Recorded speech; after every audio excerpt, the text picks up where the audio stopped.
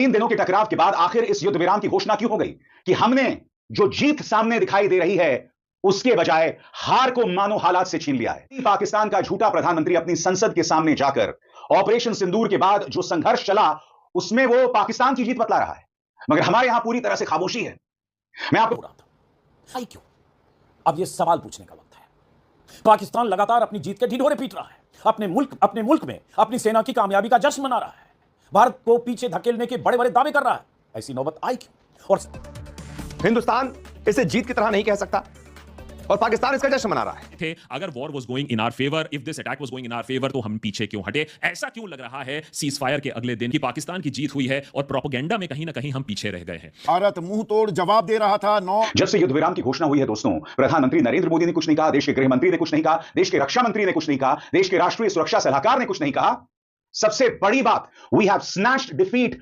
3 दिन बाद आखिर क्यों युद्ध विराम की घोषणा कर दी गई? ये सवाल कई जानकार उठा रहे हैं। पाकिस्तान के साथ अचानक से जो सीज फायर हुआ है, बहुत सारे लोग इससे परेशान हैं क्योंकि फायर भी ऐसा जिसमें भारत की तरफ से कोई कंडीशन नहीं रखी गई। अब खबर तो आपके पास कि सीज फायर हो गया, कैसे हुआ वो शर्मनाक है हिंदुस्तान। तो ऐसे में युद्ध विराम क्यों? आखिर क्या हासिल हुआ, पूछता है भारत। सीज फायर का नतीजा क्या निकला और क्या निकलेगा, पूछता है भारत। ट्रंप ने चौधरी की तरह क्यों किया सीज फायर का ऐलान, पूछता है भारत। अमेरिका ने क्यों की अचानक दखलंदाजी, पूछता है भारत। पाक अपनी हरकत से नहीं आया बाज, तो क्या करेगी सरकार, पूछता है भारत। पाक से बिना लिखित करार के सीज फायर क्यों, पूछता है भारत। मोदी भक्ति में सरकार के हर फैसले पर अगर आप सिर्फ तालियां बजाते हैं तो आपकी आंखें थोड़ी खुल सकती हैं, और नहीं खुलती है तो आपको आपकी बंद आंखें और अंधभक्ति मुबारक। सबसे बड़ा सवाल यह कि 4 दिनों तक सीमा पर जबरदस्त तनातनी और भी मूवमेंट के बाद आखिर भारत को हासिल क्या हुआ? सीज फायर से हिंदुस्तान के कई पूर्व सेना अध्यक्ष हैरान, क्या जीत कर भी हार गया हिंदुस्तान? ये सवाल तो हम तो आगे थे, फिर हमने सीज फायर क्यों किया? कि अगर हम एडवांटेज पर थे, अगर हमने एयर बेसिस को हिट किए थे, अगर वॉर हमारे फेवर में जा रहा था, तो हमने इंटरवेंशन के लिए अग्री क्यों किया? लेकिन सिंदूर में क्या हुआ? 3 दिनों के टकराव के बाद आखिर इस युद्ध विराम की घोषणा क्यों हो गई? आखिर इस मुद्दे में अमेरिका दखल क्यों दे रहा है? क्योंकि भारत और पाकिस्तान के बीच जितनी समस्याएं हैं वो द्विपक्षीय थी। सबसे बड़ी बात, ट्रंप का ताजा बयान आ रहा है जिसमें वो कश्मीर को 1000 साल पुरानी समस्या बता रहे हैं। इस व्यक्ति को ना कश्मीर ना भारत पाकिस्तान की समस्याओं की पेचीदगियों का अंदाजा है, और यह कश्मीर को 1000 साल पुरानी समस्या की बात कर रहा है। यानी कि ट्रंप के तेवरों से स्पष्ट हो रहा है कि वो कश्मीर मुद्दे का अंतरराष्ट्रीयकरण करना चाहते हैं। मगर प्रधानमंत्री नरेंद्र मोदी पूरी तरह से खामोश हैं। जब से युद्ध विराम की घोषणा हुई है दोस्तों, प्रधानमंत्री नरेंद्र मोदी ने कुछ नहीं कहा, देश के गृह मंत्री ने कुछ नहीं कहा, देश के रक्षा मंत्री ने कुछ नहीं कहा, देश के राष्ट्रीय सुरक्षा सलाहकार ने कुछ नहीं कहा। सबसे बड़ी बात, पाकिस्तान का झूठा प्रधानमंत्री अपनी संसद के सामने जाकर ऑपरेशन सिंदूर के बाद जो संघर्ष चला उसमें वो पाकिस्तान की जीत बतला रहा है, मगर हमारे यहां पूरी तरह से खामोशी है। मैं आपको बतलाना चाहता हूं दोस्तों, कूटनीतिक मामलों के जानकार ब्रह्मा चलानी कह रहे हैं कि हमने जो जीत सामने दिखाई दे रही है उसके बजाय हार को मानो हालात से छीन लिया है। We have snatched defeat from the jaws of victory. 3 दिन बाद आखिर क्यों युद्ध विराम की घोषणा कर दी गई? ये सवाल कई जानकार उठा रहे हैं, मगर आज मैं आपके सामने कुछ तथ्य रखना चाहता हूं दोस्तों। सबसे बड़ी बात, मैंने प्रधानमंत्री नरेंद्र मोदी से इंदिरा गांधी जैसे शौर्य की उम्मीद नहीं की थी, क्योंकि इंदिरा वो थी जिन्होंने अमेरिका को कहा था कि हमें ज्ञान मत दो। तो फिर 3 दिन में ऐसा क्या हुआ? सबसे बड़ी बात, जब यह लगातार संघर्ष चल रहा था तो मैंने अपनी सेना का पूरा साथ दिया था। देश देख रहा था कि क्या हो रहा था। नहीं, गोदी मीडिया जो आपको दिखा रहा था उस पर विश्वास मत कीजिए, मगर देश देख रहा था। मगर यह पूरा घटनाक्रम जिस तरह से हुआ, उसने कई सवाल खड़े किए हैं। आखिर क्या हासिल हुआ, पूछता है भारत। सीज फायर का नतीजा क्या निकला और क्या निकलेगा, पूछता है भारत। ट्रंप ने चौधरी की तरह क्यों किया सीज फायर का ऐलान, पूछता है भारत। अमेरिका ने क्यों की अचानक दखलंदाजी, पूछता है भारत। सीज फायर के बाद पाक ने क्यों किए हमले, पूछता है भारत। पाक अपनी हरकत से नहीं आया बाज, तो क्या करेगी सरकार, पूछता है भारत। पाक से बिना लिखित करार के सीज फायर क्यों, पूछता है भारत। पूछता है भारत वाला जुमला अर्नब गोस्वामी का है, लेकिन आज उनके ही जुमले को उधार लेकर भारत की तरफ से मैं सरकार से कुछ सवाल पूछना चाहता हूं। ध्यान रहे कि भारत का मतलब या देश का मतलब सरकार नहीं होता, और देश मतलब प्रधानमंत्री मोदी नहीं है। नमस्कार दोस्तों, इस वीडियो को आखिर तक गौर से देखिए। मोदी भक्ति में सरकार के हर फैसले पर अगर आप सिर्फ तालियां बजाते हैं तो आपकी आंखें थोड़ी खुल सकती हैं, और नहीं खुलती है तो आपको आपकी बंद आंखें और अंधभक्ति मुबारक। देश और सेना पर गर्व करने वाले लोगों के जहन में यह सवाल जरूर कौंध रहे होंगे जो इस वीडियो में मैं उठाने वाला हूं। जब तक भारत और पाक के बीच जंग के हालात थे, हमारी सेनाएं दुश्मनों को हम इसी ड्यूटी पर वापस लौट रहे हैं जो एक पत्रकार का होता है, सरकार से सवाल पूछने की ड्यूटी। हालांकि युद्ध विराम की घोषणा के महज 3 घंटे के भीतर पाकिस्तान ने भारत के कई इलाकों पर ड्रोन से युद्ध विराम की धज्जियां उड़ा दी। यानी पाकिस्तान युद्ध विराम के अपने वायदे पर 3 घंटे तक भी कायम नहीं रह सका।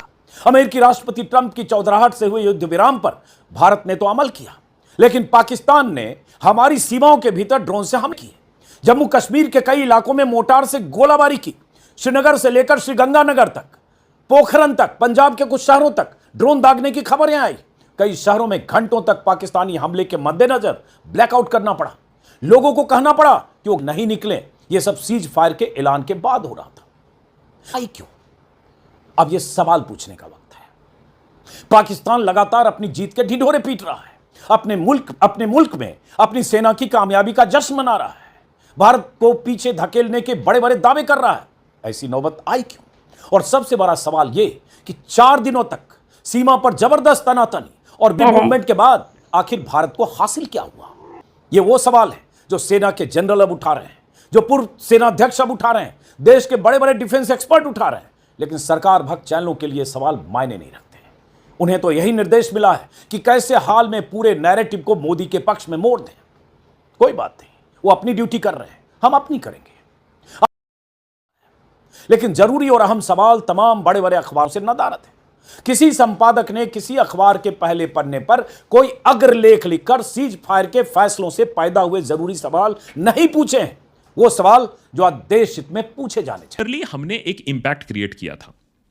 तो सवाल आता है कि अगर बाजी हमारे हाथ में थी, अगर हमने उनके एयर बेसिस पर अटैक किया था, अगर हमने जीत हासिल कर रहे थे, अगर war was going in our favour, if this attack was going in our favour, तो हम पीछे क्यों हटे? ऐसा क्यों लग रहा है सीज फायर के अगले दिन कि पाकिस्तान की जीत हुई है और प्रोपेगेंडा में कहीं ना कहीं हम पीछे रह गए हैं? हमारे मिलिट्री ऑब्जेक्टिव्स तो 100% मैच हो रहे हैं, लेकिन कहीं ना कहीं हमारी पॉलिटिकल और प्रोपेगेंडा जो ऑब्जेक्टिव्स थी वो कहीं ना कहीं फेल हो गई। खासकर कि बीजेपी की तरह, जो कि एक समझती है कि ऑप्टिक्स क्या होता है। गई खुद बीजेपी के सपोर्टर्स या फिर एनालिस्ट या आलोचक या इंटरनेशनल अखबारों को टटोल कर देख लीजिए और आप समझ पाएंगे कि क्यों Modi has lost the plot के बातें चल रही हैं। सबसे पहला, अगर हम एडवांटेज पर थे, हमने उनके एयरक्राफ्ट को हिट किया है, उनके एयर बेसिस को हिट किया है, उनके न्यूक्लियर इंफ्रास्ट्रक्चर को अगर क्षति पहुंचाई है या क्षति पहुंचाने के पास हो गए थे, जिसके कि अगर हम एडवांटेज पर थे, अगर हमने एयर बेसिस को हिट किए थे, अगर वॉर हमारे फेवर में जा रहा था, तो हमने इंटरवेंशन के लिए अग्री क्यों किया? हमने डोनाल्ड ट्रंप को मौका क्यों दिया? उसके ऊपर हमारे अनाउंस करने से पहले डोनाल्ड ट्रंप बैठकर वहां से ट्वीटिंग कर रहे हैं। इससे ज्यादा डिप्लोमेटिक, ज्यादा झापड़ हमें मिल नहीं सकता था, लेकिन नहीं, हमने तो अगले दिन एक और झापड़ खाना है। तो 26 घंटे पहले, 26.25 घंटे पहले पाकिस्तान को भारत मुंह तोड़ जवाब दे रहा था। 9 आतंकी ठिकाने नेस्तनाबूद कर दिए, 100 से ज्यादा आतंकी हमने ढेर कर दिए थे। पाकिस्तान की जो पूंछ थी वो सीधा होने का नाम नहीं ले रही थी। 26 हमारे ठिकानों पर 400 ड्रोन से हमला करने की कोशिश भी की थी पाकिस्तान ने। तो ईंट का जवाब पत्थर से, बल्कि लेकिन कल यकायक 5 बजे से युद्ध विराम की घोषणा कर दी गई। अब भारत आतंक के खिलाफ जो हमने मोर्चा खोला था उस पर माकूल कार्रवाई करते तो दिखाई दिया, इसमें कोई शक व शुबा नहीं हो सकता। राजनाथ सिंह ने कहा कि आतंकियों के लिए अब सरहद पार की जमीन भी सुरक्षित नहीं है। तो ऐसे में युद्ध विराम क्यों?